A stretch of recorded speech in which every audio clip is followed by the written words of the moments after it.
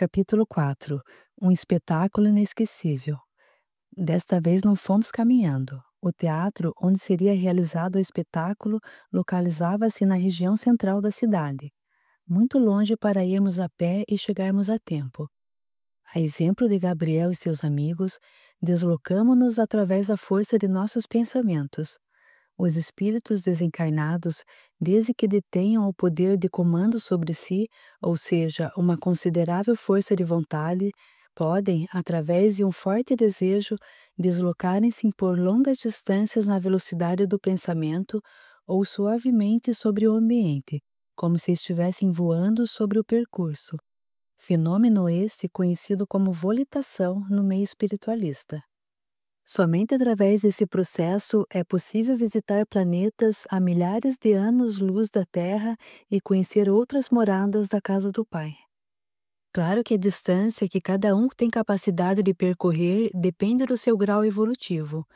É evidente que um fumante inveterado, um viciado em drogas ou todas aquelas pessoas que não conseguem nem mesmo libertar-se dos vícios que lhe destroem o corpo e a alma, ou seja, pessoas que não possuem força de vontade nem mesmo para cultivar uma vida saudável, não poderão nem mesmo deslocar-se da sala para a cozinha de uma residência, através da volitação. Muitas vezes, estes irmãos que não conseguem decidir o rumo de suas próprias vidas não obtêm êxito para atravessar uma simples parede do mundo material.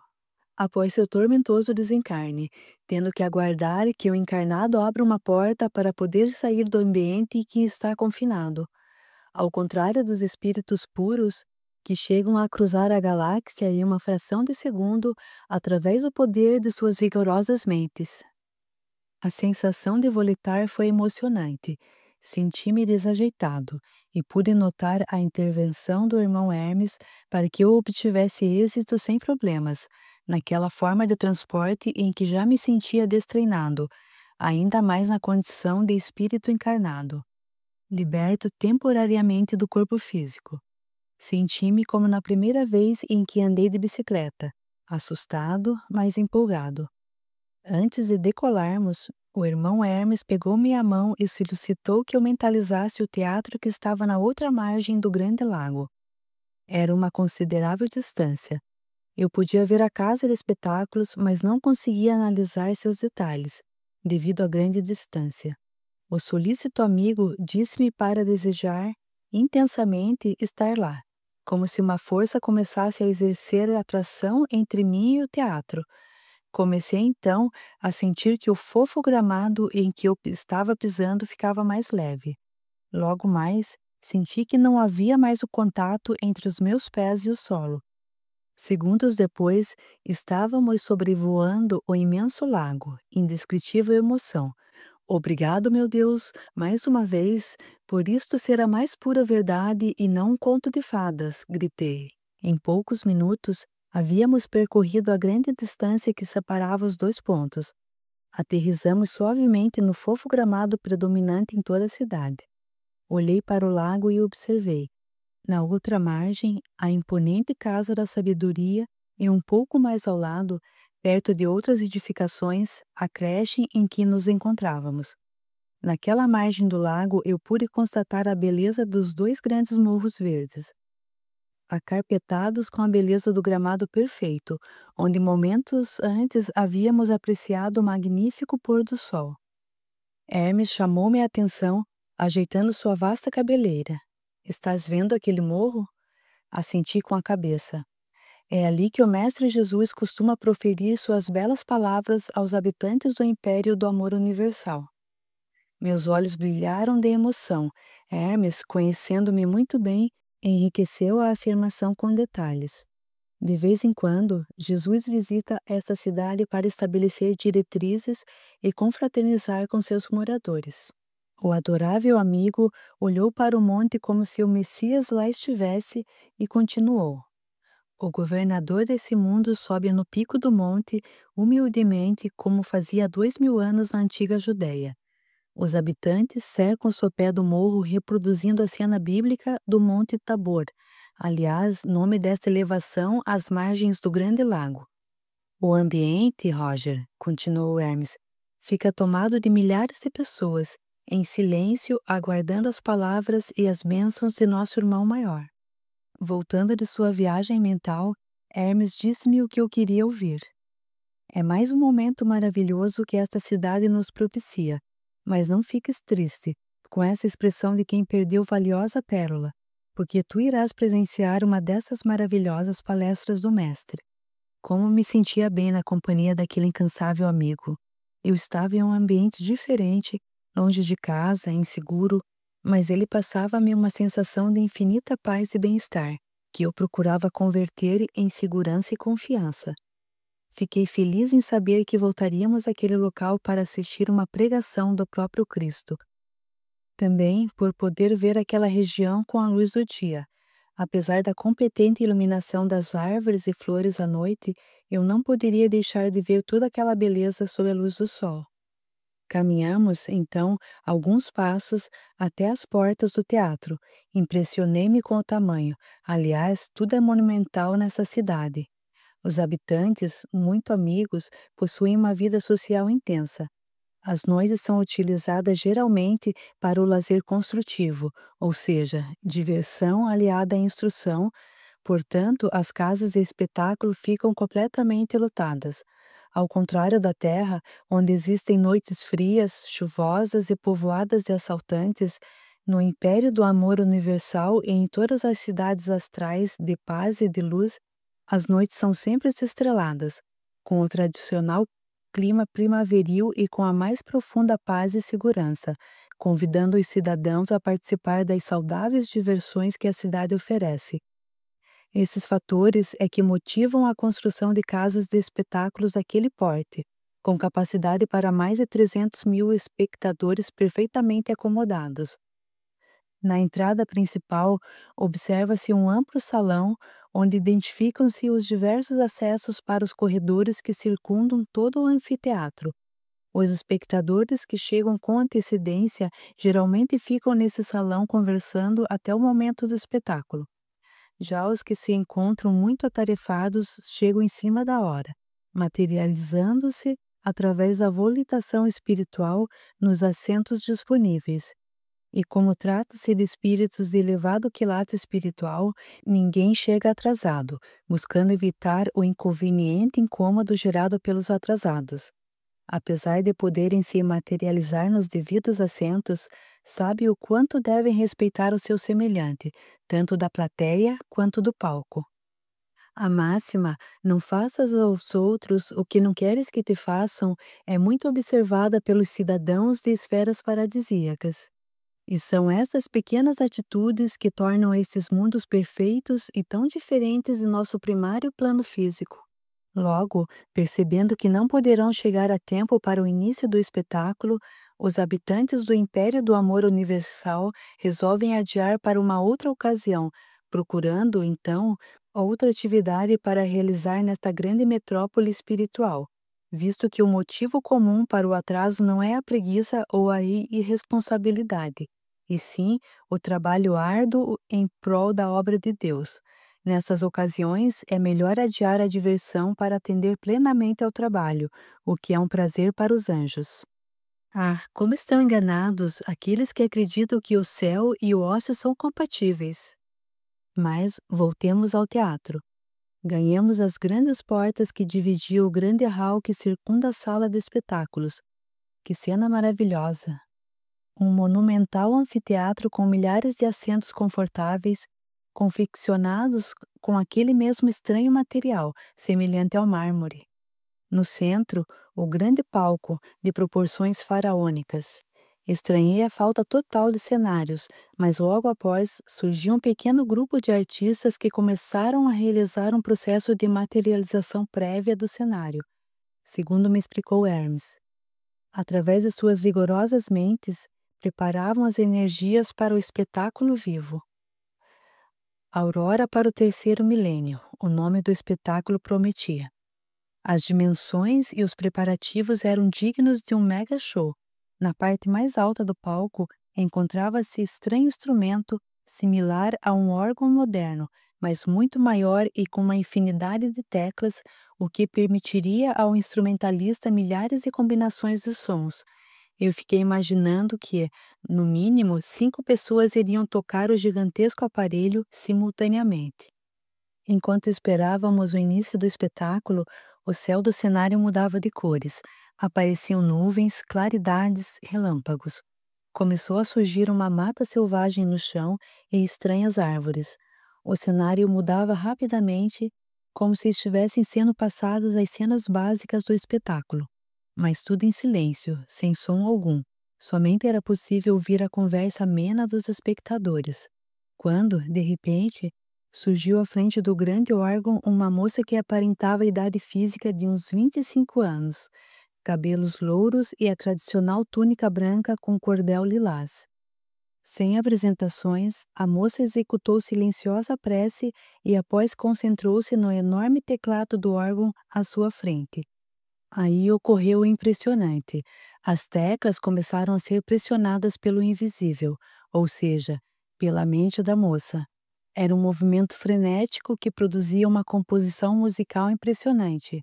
O mais interessante é que ninguém cantava, mas havia no âmago da música uma voz quase imperceptível cantando, narrando o espetáculo. Compreendi então a limitação do ser humano e do corpo físico. Uma única pessoa não seria capaz de executar tal instrumento com tal grau de complexidade em sua musicalidade, sem um pelotão a auxiliá-la. Mas o espírito imortal, que tudo pode, ultrapassa as limitações físicas e consegue o impressionante para os olhos encarnados na Terra. A música tocada, em sua complexidade, lembrou-me um computador executando milhões de instruções por segundo, algo impossível para um ser humano com seus parcos recursos físicos. Com certeza, os músicos encarnados ficariam boquiabertos presenciando esta cena. Lembrei-me, então, de Mozart, um dos mais sublimes compositores que pisou na Terra, e pensei: não será esta moça o próprio espírito de Mozart, com outra forma espiritual, depois de nova encarnação no mundo físico? Hermes socorreu meus pensamentos, dizendo-me que a moça não era Mozart. O grande compositor residia também em cidades de luz no plano espiritual, e ele, tocando aquele instrumento, me enlouqueceria com as riquezas de som que produziria, levando-me a um grande êxtase musical. A moça, comparada a Mozart, era só uma aprendiz. Impressionei-me. A música, incomparável a qualquer uma elaborada e executada na Terra, elevou nossas almas a sublimes emoções. No âmago, a narração cantada com estrofes belíssimos sobre o início da evolução espiritual na Terra, as leis mosaicas e o advento de Jesus. Todas as cenas passavam à nossa frente como se fosse um grande filme, um épico, uma superprodução cinematográfica que era criada pelos integrantes do grupo teatral que, através de suas mentes, projetavam as cenas que víamos, sem a tradicional participação dos atores na peça. O irmão Hermes fez-me um sinal para que eu observasse os integrantes da companhia Filhos do Vento, no centro do espetáculo, materializando as imagens que víamos. Lembravam-me médiuns encarnados em profunda concentração para poderem gerar o fenômeno maravilhoso. O constante duelo entre o bem e o mal, os ensinamentos sagrados sendo desdenhados pela humanidade, como realmente ocorre nos dias de hoje, arrastando os homens para o despenhadeiro de trevas. O constante ciclo de reencarnações de cada criatura simbolizando o infinito perdão, amor e misericórdia de Deus. Mas os homens, apesar de fazerem infindáveis promessas de mudança de rumo no mundo espiritual, ao chegarem ao plano físico retornavam aos atos desregrados e anticristãos. Observamos também, nas cenas, os abnegados missionários descendo à Terra em missão de paz e progresso para a humanidade, como Francisco de Assis e outros. Muitos homens convertendo-se para receber o amor de Cristo através de sua conduta renovada. Alguns, mesmo sem acreditar em Deus, comprovando que Deus espera de seus filhos o bom proceder, e não a crença dissimulada e a adoração fanática. Nos momentos em que o espetáculo mostrava os que se colocavam à direita do Cristo, a música tomava um aspecto divino, clareando as imagens. A noite da vida humana recebia a luz através da manifestação do bem. O espetáculo desenrolava-se com uma perfeição e inteligência incríveis. Nada era esquecido e tudo era mostrado de uma forma ampla, mas em cenas rápidas e profundas, para evitar que o espetáculo ultrapassasse o horário pré-estabelecido. Apresentava-se a cena de um pastor louvando a Deus e mostrando seu grande conhecimento das leis. Logo após, o mesmo pastor expulsando a filha de casa, amaldiçoando e condenando a pobre moça ao fogo do inferno por desvios de conduta, fruto do desinteresse paterno para com suas aflições de adolescente. Em outra cena, a mesma moça, entregando-se ao trabalho árduo e honesto como doméstica em uma casa de família justa, que amparou a ela e ao filhinho, no qual o pai da moça, transtornado, desejou promover macabro aborto, que foi evitado pela sensatez da moça e pela influência de espíritos de luz. Nova cena apresentou-se no grande palco. O pai, arrogante e prepotente, dizendo aos amigos que auxiliava sua filha, com grande empenho, rezando por sua alma pecadora. O fim deste breve ato mostrava o desencarne de ambos. O pastor descendo às trevas infernais e a moça sendo carregada para instituições espirituais por irmãos abnegados. A riqueza de cores e a perfeição das imagens era impressionante. A música continuava a nos envolver. Em outro momento do espetáculo, mostravam-se diversas encarnações de um homem, todas desperdiçadas por motivos fúteis e infantis. Quando pobre, lamentava a pobreza e ofendia a Deus por permitir as diferenças sociais. Quando rico, suicidou-se entediado com sua vida fútil e preguiçosa. Quando seriamente enfermo, escravizou os familiares porque achava-se injustiçado pela vida e, portanto, todos deveriam servir ao pobre coitado como se autodenominava. Em outra encarnação, recuperou a saúde física, mas terminou morto em um estúpido acidente automobilístico, causado por sua própria embriaguez. E, por fim, em sua última chance, antes do exílio dos da esquerda do Cristo, como preceituam as profecias de final dos tempos, nasceu no subúrbio carioca amparado por família honesta. Antes dos 20 anos já havia conquistado uma boca de fumo para administrar nas favelas cariocas. Poucos meses depois estava metralhado no solo de seu antro, vitimado por rivais do narcotráfico. O som ambiental nesses momentos era assustador. O som das metralhadoras, a vivacidade das imagens. Quando as cenas ficavam muito pesadas, o tema voltava-se para cenas mais amenas, cheias de esperança e paz. As cenas chocantes eram mostradas com o objetivo único de estudo e análise. Impossível tapar o sol com uma peneira, porque esta é a realidade atual do mundo em que vivemos no plano físico, cenas de final dos tempos. Após os pequenos atos individuais, foi a vez das confirmações das profecias. Tempestades, terremotos, inundações, fome, miséria e guerras. Os relâmpagos que apareceram nos preparativos para o espetáculo, agora adicionados ao som poderoso dos trovões, tomavam um aspecto assustador. As profecias eram recitadas no íntimo da música, enquanto as cenas comprovadoras eram reproduzidas no palco, no centro dos 300.000 espectadores. A fome, a guerra, a peste, a inversão dos valores, as grandes calamidades, tudo era mostrado em rápidos flashes. Eram mostrados também os falsos profetas, os pastores de igrejas que iludem o povo com um sensacionalismo barato para extorquir dinheiro dos que tanto precisam. Neste momento, a música tornou-se serena, como se estivesse transmitindo um sentimento de piedade por esses homens que distorcem os ensinamentos de Jesus para obter dinheiro desonesto através do sofrimento de pessoas humildes. Grande sofrimento, com certeza, os aguarda no além-túmulo. O espetáculo desenrolava-se com cenas cada vez mais deslumbrantes. A fotografia era perfeita. A amplitude do cenário nos obrigava a movimentos frenéticos com a cabeça para não perdermos os detalhes, dignos de um minucioso artista. O palco gigantesco, no centro da plateia, a exemplo de um grande estádio de futebol, obrigava os mentalizadores do espetáculo a realizar uma construção de imagens rica em detalhes, visto que havia público em todos os ângulos do palco. Fiquei abismado com o domínio exercido por toda a companhia de teatro sobre o espetáculo, desde a moça que dominava aquele instrumento musical complicadíssimo aos meus olhos, até os construtores de imagens no palco. O que poderíamos chamar de primeiro ato desenrolou-se por cerca de 1 hora, do que entendo por hora, pois no plano espiritual todas as referências terrenas perdem seu sentido. Foram mostradas as aberrações da humanidade, como o nazismo, mas também as vitórias de Deus, como a vida messiânica de Gandhi. Pôde-se observar que muitos venceram a atual etapa da evolução espiritual da humanidade nesses séculos que se passaram. Espíritos valorosos que compreenderam, através de todas as religiões e até mesmo sem elas, que amar ao próximo como a si mesmo é o caminho para a verdadeira vitória.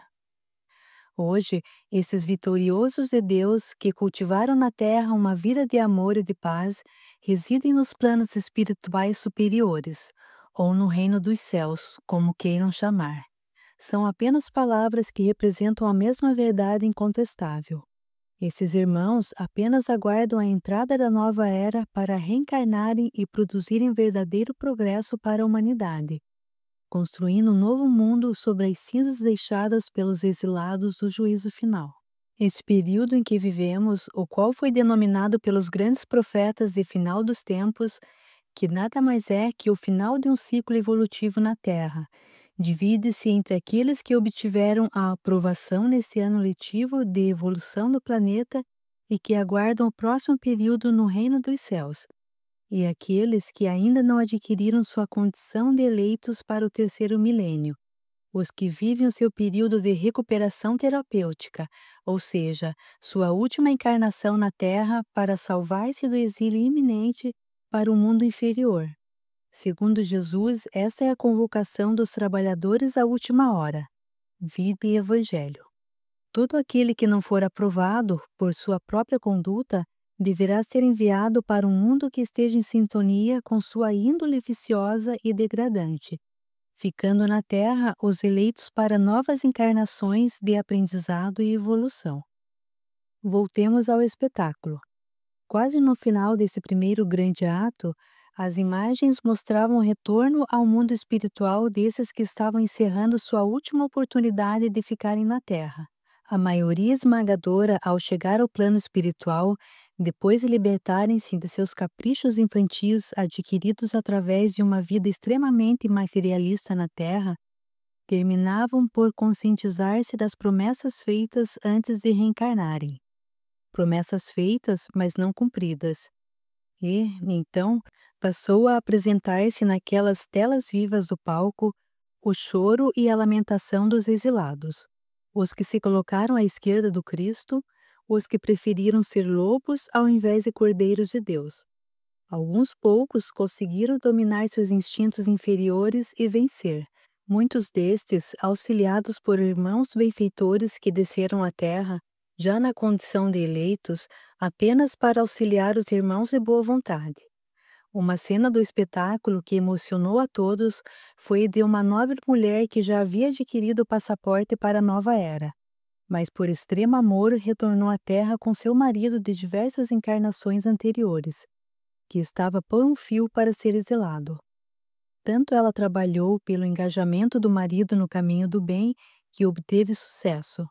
O marido e ela converteram-se ao espiritismo e, paulatinamente, ela conquistou a sincera renovação interior do companheiro, o que permitiu o ingresso de seu amado para ser cidadão da terra da nova era. Retornando ambos ao plano espiritual, compreenderam plenamente a importância grandiosa do bem e do cultivo da fé em uma vida superior, e receberam de Deus e de Jesus valiosa recompensa. O marido, reconhecendo todo o esforço de sua esposa para promover a sua reforma íntima, ajoelhou-se e beijou-lhe as mãos em sinal de gratidão. As últimas cenas do primeiro ato foram referentes à descida à Terra de espíritos missionários para desenvolver tecnológica e espiritualmente o planeta para o terceiro milênio. Cientistas trazendo descobertas, principalmente para a área médica. Também foi mostrado o desenvolvimento de formas alternativas de energia e diversas descobertas que as almas dedicadas aguardavam ansiosamente a autorização de Jesus para descer ao mundo e revelar. Foram mostrados também os missionários designados para a revelação da nova concepção religiosa para o terceiro milênio, o Consolador prometido por Jesus. As manifestações puras, como a doutrina espírita e outras, que buscam revelar a vida e os ensinamentos de Jesus sem a fantasia e a burocracia decadente daqueles que se intitulam donos da verdade. A revelação de ensinamentos que libertarão os homens da cegueira espiritual, fazendo-os compreender os mecanismos da vida criada por Deus. O único dos missionários ainda encarnado, dos que foram projetados no espetáculo e de quem podemos revelar o nome, segundo orientações dos espíritos amigos, foi Chico Xavier. No final dessa etapa do espetáculo, surgiu uma grande luz nas zonas de trevas, o que propiciou uma cena comovedora. Uma multidão de sofredores com os corpos enlameados, com as roupas rasgadas e com expressões de cansaço nos rostos disformes. Todos com os olhos inchados de tantas lágrimas. Todo o orgulho e toda a vaidade dos que se achavam donos do mundo e que acreditavam que a vida deveria ser vivida de forma que atendesse plenamente a seus desejos, sem preocupar-se com seu semelhante. Um dos homens, apesar da roupa em frangalhos, portava, ainda na cintura, um telefone celular. Vi o momento em que ele lançou ao chão, com raiva, o aparelho, e vi seu olhar que traduzia a efemeridade das riquezas materiais. Onde estava, agora, aquele orgulho, aquela infeliz vaidade, aquela prepotência, aquela falsa visão de vida ideal?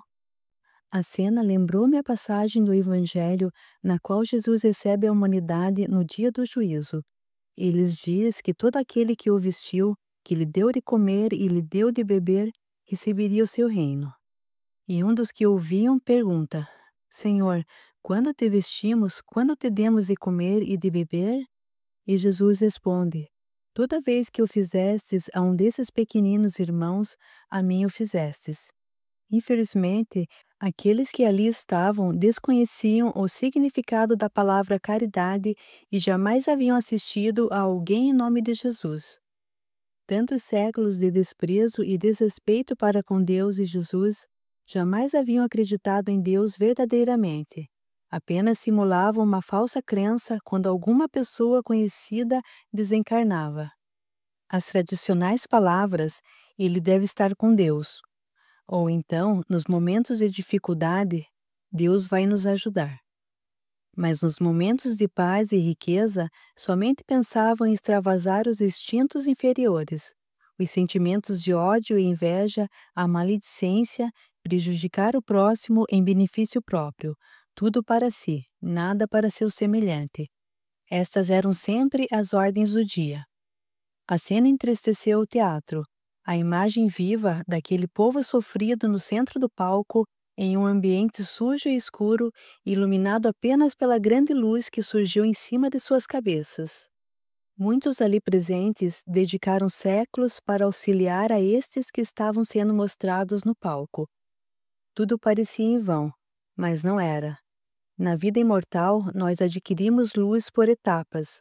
Aquela etapa na Terra ficaria marcada naquele povo exilado, preparando-os para a nova caminhada que deveriam empreender. Eles sentiam que a perda do paraíso terra estava próxima. Sentiam isso no fundo da alma. Morderam a maçã do pecado e, como na lenda de Adão e Eva, deveriam perder a beleza e o progresso tecnológico do paraíso terra. Após alguns minutos de silêncio, uma voz ecoou no anfiteatro. Era a primeira voz direta do espetáculo. Até o momento, somente a narração no âmago da música identificava a articulação de palavras. Meus filhos. Era a voz de Cristo, eu tinha certeza. Estava sendo reproduzida fielmente pelo grande órgão dirigido pela bela moça que ficava em um elevado do palco. Termina aqui o prazo para a renovação interior segundo as leis do Criador. Irmãos abnegados esforçaram-se para fazer da terra um mundo de paz, mas em todos quiseram vencer suas imperfeições do espírito. Alguns alimentaram o ódio, o egoísmo, a inveja e todos os sentimentos inferiores do espírito. E, portanto, deverão viver em um mundo onde o progresso ainda dormita. O exílio dos que se negaram ao progresso mostra a misericórdia e a justiça de Deus. Para os que ficam na terra, a paz para a manutenção do progresso e da felicidade, tão rara nos dias atuais. Pois para que a paz se mantenha em um ambiente tecnologicamente avançado, é necessário que o espírito esteja liberto das inferioridades que geram intrigas, guerras e desavenças. Para os que partem para o exílio, a certeza da grande oportunidade de viverem em um mundo sem conforto e sem facilidades, o que geralmente convida as almas vacilantes para as paixões inferiores, alimentando as tendências negativas nos espíritos invigilantes. A falta de recursos de toda a ordem e o perigo constante que rondará a todos na nova morada fará com que desenvolvam o espírito de solidariedade e o respeito mútuo, estimulando-os para o trabalho honesto que enobrece a criatura e conduz todos à almejada felicidade. Que Deus abençoe a todos na nova caminhada e não esqueçam que o Pai está presente em todo o universo e, principalmente, no coração daqueles que procuram a luz com boa vontade. Espíritos abnegados estarão amparando a todos na nova caminhada, onde terão novos instrutores. Orem e peçam a intervenção divina para que conquistem forças para a renovação de suas vidas. Ao perceberem que era o fim do pronunciamento e libertos da forte energia magnetizadora de Jesus, que lhes prendia a língua, a turba enlouqueceu, rompendo o silêncio. Muitos choravam desesperadamente. Podíamos ouvir frases soltas na balbúrdia ensurdecedora. Não, meu Deus, me perdoa, eu vou ser melhor, eu vou me esforçar, mas deixa eu ficar. Eu não quero ir, tenho medo. É um engano, um maldito engano. Houve um erro. Eu sou puro, puríssimo. Dediquei-me integralmente aos vossos ensinamentos. Maldito Nazareno, quem tu pensas que és para nos condenar? Nós voltaremos para a vingança. O barulho e as imagens foram diminuindo até cessarem por completo. Era o fim do primeiro ato. Os técnicos do espetáculo começaram a higienizar o palco. Uma luz forte começou a surgir no centro do espetáculo. As cores pálidas e tom pastel deram espaço à formação de uma paisagem igual da cidade em que estávamos. Pássaros cantando, paz e amor no ar, era o início do segundo e último ato. A nova era surgia para os eleitos do Cristo. A paz prometida por Jesus no Sermão da Montanha, começando a se concretizar no mundo dos homens. Na terra, agora estavam encarnados os eleitos para a nova era. Um novo olhar nos corpos físicos, agora habitados por espíritos de escol. Muita paz, alegria e progresso. Na direção das empresas, homens íntegros, honestos e preocupados com a coletividade e não apenas com seus bolsos. No corpo das organizações, irmãos dedicados e com vontade de trabalhar para trazer sua parcela de contribuição para a sociedade. Não mais aqueles trabalhadores que reclamavam o dia todo do trabalho e trabalhavam com má vontade, pensando apenas no final do expediente, quando poderiam tomar sua cervejinha ao som de uma música primitiva. Agora os trabalhadores procuravam, após o trabalho dedicado, o lazer em companhia da família, com os filhos nos parques e nas quadras de esportes, longe dos vícios degradantes. Na direção dos países, não víamos mais, nas cenas do espetáculo, os políticos corruptos e prepotentes, foram todos exilados. Agora, políticos, trabalhadores e preocupados com o bem comum. Sem a avidez por dinheiro que não lhes pertence, as verbas públicas começaram a seguir o caminho devido. Os meios de comunicação deixaram, então, de escravizar o povo com suas notícias tendenciosas. Eles, na nova era, não mais atendiam aos grupos de interesses, passando a atender única e exclusivamente à verdade e ao bem-estar cristão. Capitalismo, comunismo e socialismo tornavam-se palavras do passado. As cenas demonstravam não existir mais a ambição doentia por dinheiro e consumos fúteis. O status da riqueza era algo decadente e ultrapassado.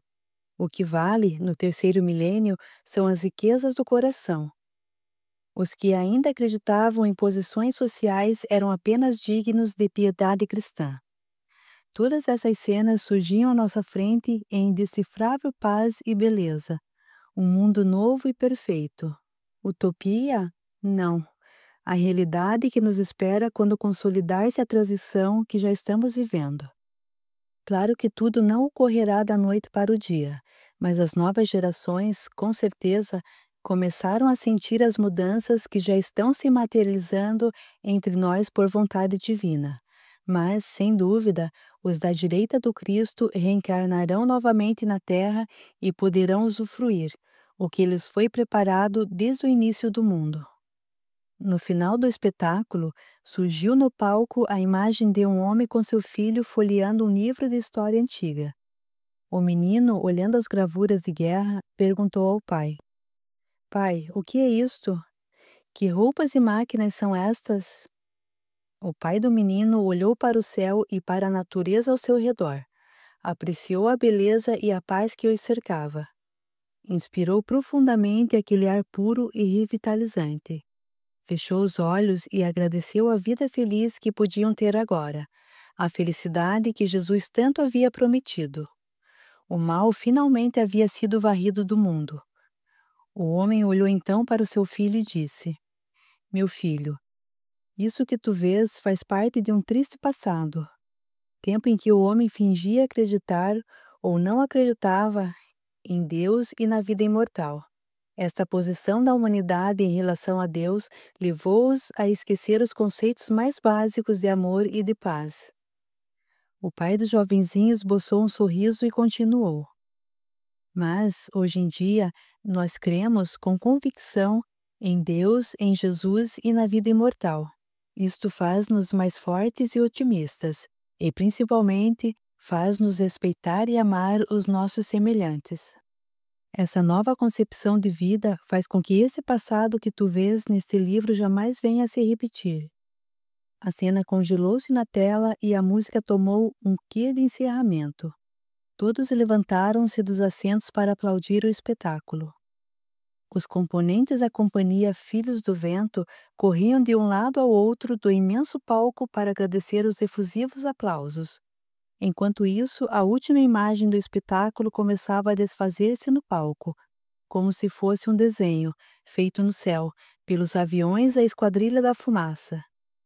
A música prosseguia, apesar da moça que a executava ter descido ao palco para unir-se aos companheiros e receber os aplausos.